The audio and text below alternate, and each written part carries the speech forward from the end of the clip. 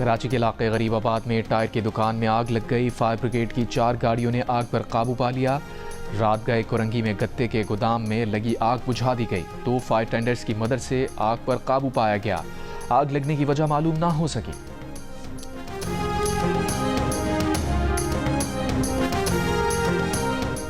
سندھ، پنجاب اور خیبر پختونخوا کے مختلف علاقوں میں بارش کے بعد سردی کی شدت میں اضافہ۔ بلوچستان میں کوشک ٹاپ، شیلا باغ، قلعہ عبداللہ، پشین اور زیارت میں برفباری۔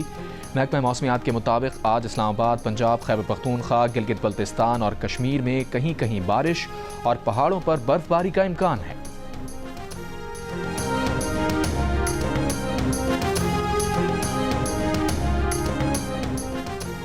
وزیر خزانہ سینیٹر محمد اورنگزیب نے کہا ہے کہ حکومت نیشنل کرپٹو کونسل کے قیام پر غور کرے گی، جو پالیسی سازی اور ضابطہ سازی میں معاونت فراہم کرے گی۔ نیشنل کرپٹو کونسل حکومتی اداروں، ریگولیٹری اتھارٹیز اور انڈسٹری ماہرین پر مشتمل ہوگی۔ وزیر خزانہ کی FATF گائیڈ لائنز کے مطابق ڈیجیٹل اثاثوں کا ضابطہ کار یقینی بنانے کی ہدایت۔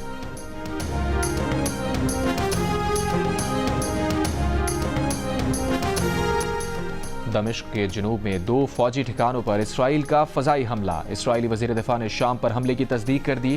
کہا جنوبی شام کو جنوبی لبنان نہیں بننے دیں گے۔ غیر منتخب ایلان مسک ٹرمپ کابینہ کے پہلے اجلاس میں شرکت کریں گے۔ وائٹ ہاؤس پریس سیکرٹری کی تصدیق۔ کیرولائن لیوٹ نے کہا کہ ایلان مسک صدر کے سینئر مشیر کی حیثیت رکھتے ہیں۔ ایلان مسک سرکاری کارکردگی کے محکمے ڈوج کے سربراہ بھی ہیں۔ ایلان مسک کو امریکی صدر نے وفاقی اخراجات میں کمی کا کام سونپا ہے۔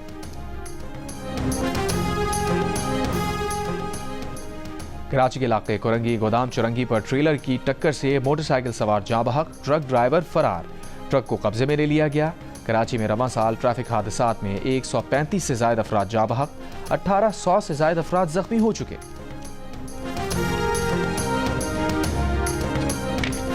تفتیشی حکام کا مبینہ طور پر ارمغان کی سہولت کاری میں پولیس اہلکار کے ملوث ہونے کا انکشاف۔ تفتیشی حکام کے مطابق گزری تھانے میں تعینات پولیس اہلکار کا ارمغان کے ساتھ کال ڈیٹا ریکارڈ ملا ہے۔ ملزم ارمغان نے مصطفیٰ سے قبل ایک لڑکی کو بھی تشدد کا نشانہ بنایا تھا۔ لڑکی پر تشدد سے متعلق ارمغان کے خلاف کارروائی نہ کرنے میں اہلکار ملوث تھا۔ DIG ساؤتھ اسد رضا کا کہنا ہے کہ ASI ندیم واقعے کے وقت گزری تھانے میں ڈیوٹی افسر تھا۔ اہلکار کی انکوائری کے لیے SP کو کہا ہے۔ انکوائری مکمل ہونے کے بعد اہلکار کے خلاف کارروائی کی جائے گی۔ مصطفیٰ قتل کیس کی تحقیقات کے دوران منشیات فروشی کے الزام میں گرفتار ملزم ساحر حسن کے جسمانی ریمانڈ میں توسیع کی استدعا مسترد۔ عدالت نے جوڈیشل ریمانڈ پر جیل بھیج دیا۔ آئندہ سماعت پر تفتیشی افسر سے مقدمے کا چالان طلب۔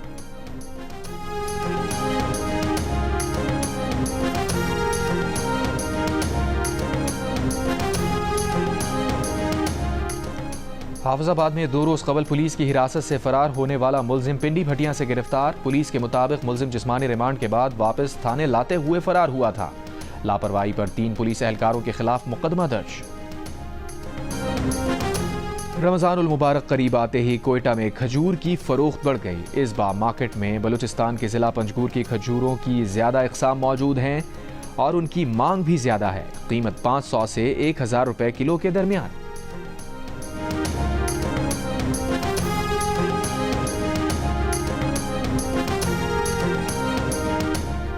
محکمہ تعلیم سندھ نے میٹرک کے امتحانات کا شیڈیول تبدیل کر دیا۔ نئے شیڈیول کے مطابق ابھی 10ویں کے امتحانات 7 اپریل سے شروع ہوں گے، 25 اپریل تک جاری رہیں گے۔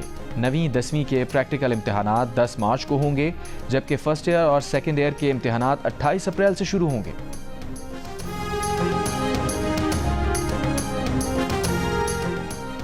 پاکستان نیوی کی جانب سے مشق سی گارڈ کا شمالی بحیرہ عرب میں انعقاد۔ انسداد بحری قزاقی، منشیات، سرچ اینڈ ریسکیو اور یرغمالیوں کی بازیابی کے آپریشن کا عملی مظاہرہ۔ پاکستان میری ٹائم سیکیورٹی ایجنسی کا کہنا ہے کہ مشق کا کامیاب انعقاد ساحلی اور سمندری سیکیورٹی یقینی بنانے کے لیے پاک بحریہ کے عزم کا عکاس ہے۔ اس مشق میں 50 سے زائد قومی اسٹیک ہولڈرز اور ان کے اثاثے موجود تھے۔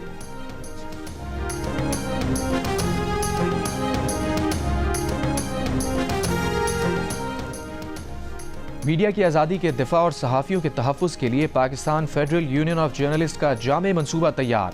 اعلامیے کے مطابق عدلیہ اور میڈیا کو کنٹرول کرنے کی کوششیں جمہوریت پر سوالیہ نشان ہیں۔ آزادی صحافت پر قدغن سے چند آزاد میڈیا ہاؤس بندش کے دہانے پر پہنچ گئے ہیں۔ حکومت اشتہارات کو بطور ہتھیار استعمال کر رہی ہے۔ آزادی صحافت پر حملے قبول نہیں۔ صحافی 3 محاذوں، ریاستی، غیر ریاستی عناصر اور میڈیا مالکان سے لڑ رہے ہیں۔ متنازع پیکا ایکٹ اور دیگر سیاہ قوانین ڈریکونین ہیں۔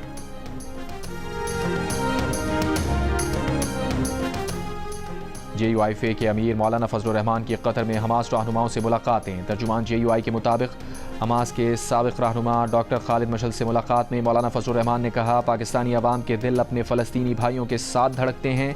اسرائیل جنگی مجرم، بنیادی انسانی حقوق کی خلاف ورزی کر رہا ہے۔ ڈاکٹر خالد مشعل نے کہا، فلسطینی مسلمان اپنے مسلمان بھائیوں کی امداد کے منتظر ہیں۔ مولانا فضل الرحمان نے ہر قسم کے تعاون کا یقین دلایا اور شہداء کے لیے تعزیت اور زخمیوں کی جلد صحتیابی کی دعا کی۔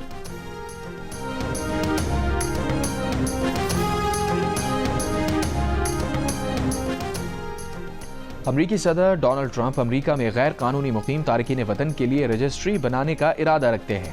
امریکی اخبار کی رپورٹ کے مطابق رجسٹری تارکین وطن کو اپنی ذاتی معلومات جمع کرانے یا جرمانے اور قید کی سزا کے لیے ہوگی۔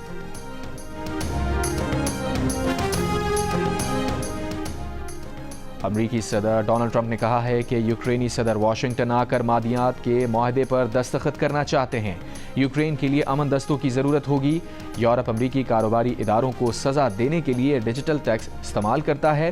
امریکی صدر کا امریکہ میں تانبے کی درآمدات پر نئے ٹیکس کی تحقیقات کا حکم، ہیلتھ کیئر اخراجات میں شفافیت کے حکم نامے سمیت کئی دیگر پر دستخط۔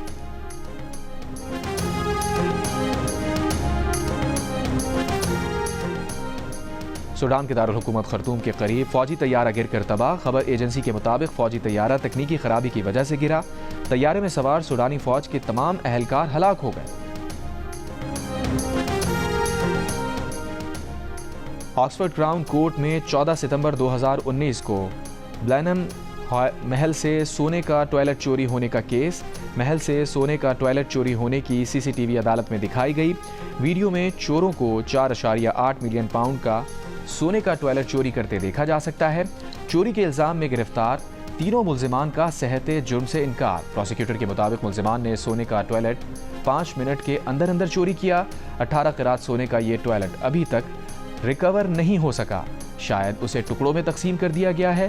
بلینہائم محل یونیسکو کے عالمی ثقافتی ورثے کا حصہ ہے۔ 9ویں GHQ حملہ کیس کی سماعت آج اڈیالہ جیل کے بجائے انسداد دہشت گردی عدالت راولپنڈی میں ہوگی۔ کیس میں مجموعی طور پر 25 گواہان کے بیانات ریکارڈ ہو چکے ہیں۔ اور بھارت سے آئے 109 ہندو یاتری آج کٹاچ راج مندر میں اپنی مذہبی رسومات ادا کریں گے۔ ہندو یاتری کل لاہور سے چکوال پہنچے تھے۔